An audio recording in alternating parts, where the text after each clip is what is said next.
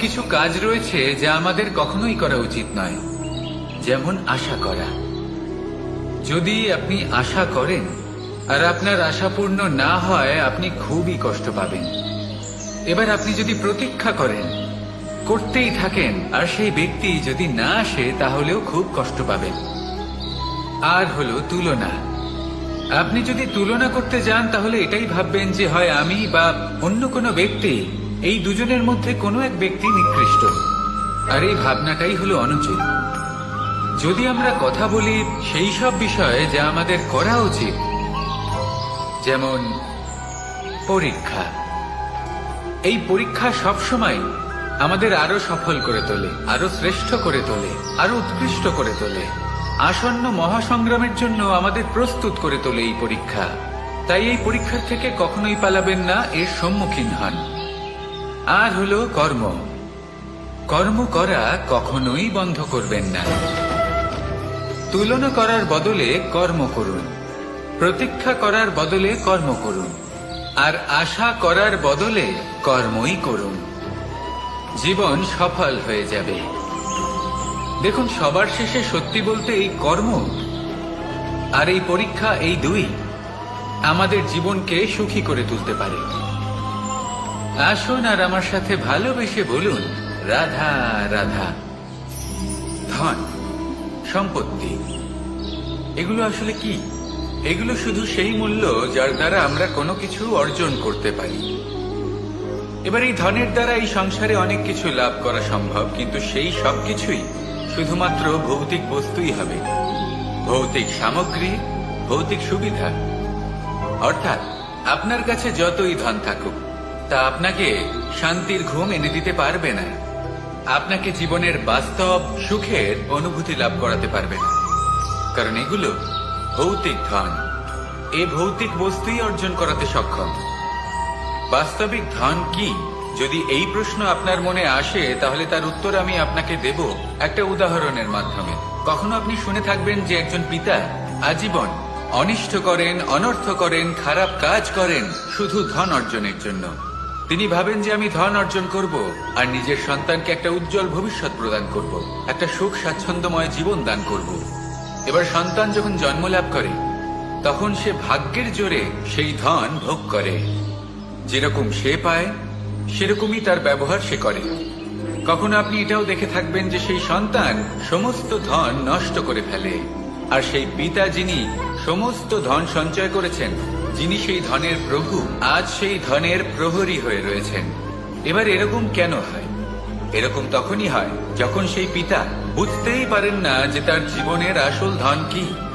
সেই আসল ধন তার সন্তানকে সে দিতেই পারে না। যদি পিতা তার সন্তানকে কর্মের জ্ঞান দিতে পারেন, উচিত কোনটা অনুচিত কোনটা সেই শিক্ষা দিতে পারেন, সংস্কারের প্রকৃত শিক্ষা দিতে পারেন, তবে সেটা ধনের থেকে অনেক বেশি গুরুত্বপূর্ণ। এটাই হলো জীবনের বাস্তব ধন।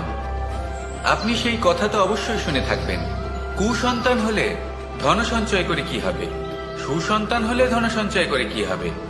সন্তান যদি কুপুত্র হয়, তাহলে সব নষ্ট করে ফেলবে, আর সন্তান যদি সুপুত্র হয়, তাহলে ধন থাকুক না থাকুক, সে নিজেই কর্মের পথে অগ্রসর হয়ে ধন অর্জন করবে আর নিজের জন্য এক উজ্জ্বল ভবিষ্যৎ করে তুলবে। তাই সন্তানকে সম্পদ দেওয়ার আগে কর্মের জ্ঞান দান করুন, সুশিক্ষা দিন, কারণ এটাই হলো জীবনের প্রকৃত ধন। আসুন আর আমার সাথে ভালোবেসে বলুন, রাধা রাধা। এই জীবন কিভাবে বদলানো সম্ভব? কিছু মানুষ বলেন যে নিরন্তর কাজ করলে, পুরুষার্থ পালন করলে এই জীবন বদলে ফেলা সম্ভব। আজ আমি আপনাকে বোঝাবো যে এক মুহূর্ত, সময় আর সিদ্ধান্ত কতটা গুরুত্বপূর্ণ হয়। এক মুহূর্তই যথেষ্ট। একটা মুহূর্ত এত শক্তিশালী হতে পারে যে তা আপনার সমগ্র জীবন পাল্টে দিতে পারে। এমন এক সময় ছিল শ্রীরামের কাছে, যখন ওনাকে সিদ্ধান্ত নিতে হয় যে উনি নিজের পিতার আদেশ পালন করতে বনবাসে যাবেন নাকি যাবেন না। উনি সেই আদেশ পালন করেছিলেন, তারপর সময় অনুসারে উপযুক্ত সিদ্ধান্ত নিলেন। আর আজ সকলের মনে বসবাস করেন শ্রীরাম। আর অন্যদিকে আছে রাবণ।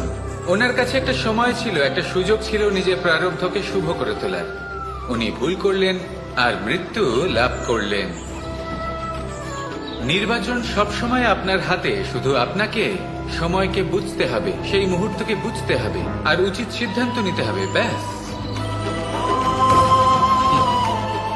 বুঝতে শিখুন এই সময়ের দাবি কি, বুঝতে শিখুন এই সময়ের ইচ্ছে কি, আর উচিত সিদ্ধান্ত নিন।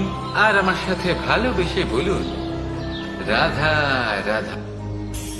মানুষ জন্মগ্রহণ করে, তার সাথে ভয়েরও জন্ম হয়। ছোটবেলা থেকেই আমাদের মনে কোনো না কোনো প্রকারের ভয় থেকেই যায়। কেউ এই বিষয়ে ভয় পায় যে তার কোনো বস্তু তার থেকে দূরে চলে যাবে, কেউ এই বিষয়ে ভয় পায় যে আমি নিজেকে হারিয়ে ফেলব, কেউ এই ভেবে ভয় পায় যে আমার প্রিয়জনেরা তারা যেন আমার থেকে দূরে না চলে যায়, কেউ এই ভেবে ভয় পায় যে আমরা যেন পথ না হারিয়ে ফেলি, আদি ইত্যাদি। কিন্তু সত্যি কথা বলতে, ভেবে দেখুন এই ভয় বাস্তবে কি? শুধুই একটা মনস্থিতি, আর কিছুই নয়।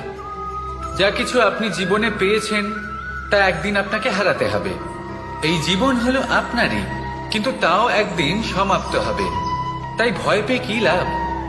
এই ভয় শুধু আপনাকে জীবন যাপন করা থেকে বাধা দিচ্ছে, আর কিচ্ছু নয়।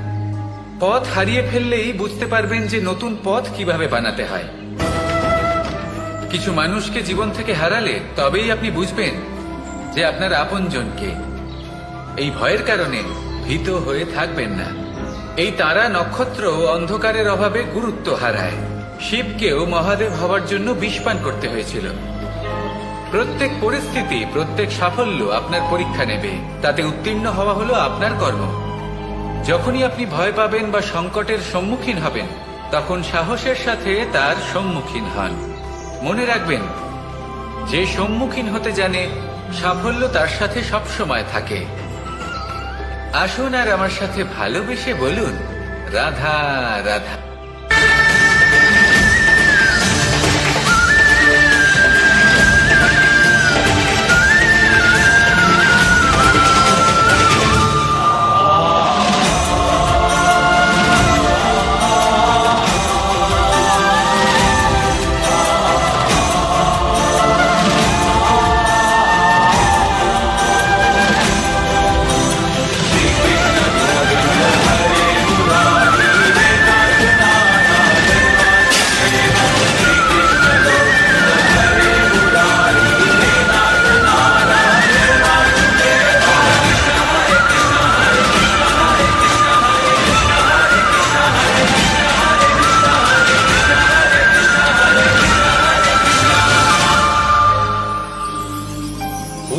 বিবেকের পার্থক্য কোথায় তা নিয়ে এই সংসার অনেক কিছুই ভাবে। কিছু মানুষ ভাবেন যে এই দুই হলো একই, কিন্তু যদি সত্যি কথা বলি তাহলে এই দুইয়ের মধ্যে একটা অমূল্য পার্থক্য আছে। আর তা হলো এটা যে বুদ্ধির সম্পর্ক হলো মস্তিষ্কের সাথে, আর বিবেকের সম্পর্ক হলো হৃদয়ের সাথে।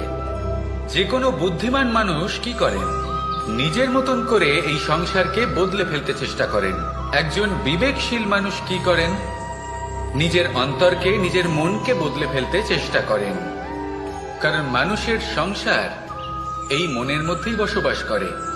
তাই নিজের বুদ্ধির ব্যবহার অবশ্যই করুন, কিন্তু তাতে বিবেকের লাগামটা অবশ্যই শক্ত হাতে ধরবেন। আসুন আমার সাথে ভালোবেসে বলুন, রাধা রাধা। বনস্পতি ফলনের জন্য আমাদের কিসের প্রয়োজন পড়ে? একটু ধরিত্রীর, একটু পরিশ্রমের, আর একটা বীজের। এবার যদি মানুষের কথা বলি, তাহলে এখানে ধরিত্রী হলো মানুষের এই জীবন, যেখানে মানুষ নিজের ইচ্ছের ফল ফুল ফলন করতে চায়। পরিশ্রম হলো আমাদের কর্ম, আর বীজ হলো আমাদের নির্বাচন। আমাদের বেছে নিতে হবে যে আমরা কি বপন করব, আম নাকি ফণি মনসা। এর মধ্যে আমরা কি পেতে চাই? রসালো ফলের ফলন চাই নাকি কাঁটার ফলন চাই, তা আমাদের উপর নির্ভরশীল। কিন্তু একটা কথা ঠিক, লক্ষ্য যেমনই হোক না কেন, জীবন যেমনই হোক না কেন, যদি আপনি লক্ষ্যের দিকে এগোতে থাকেন তাহলে কর্মের সাথে খামখেয়ালি আচরণ করতে পারবেন না। যদি আপনি এমন করেন তাহলে এটা আপনাকে একটা অনুচিত লক্ষ্যে পৌঁছে দেবে। সেটা কিন্তু নিশ্চিত। সবসময় এটা মনে রাখবেন, কর্মের সাথে খামখেয়ালি হবেন অর্থাৎ কর্মফলও আপনার সাথে খামখেয়ালি হবে। তাহলে নিষ্ঠার সাথে কর্ম করতে থাকুন আর নিজের লক্ষ্যকে প্রাপ্ত করুন। আর আমার সাথে ভালোবেসে বলুন, রাধা রাধা।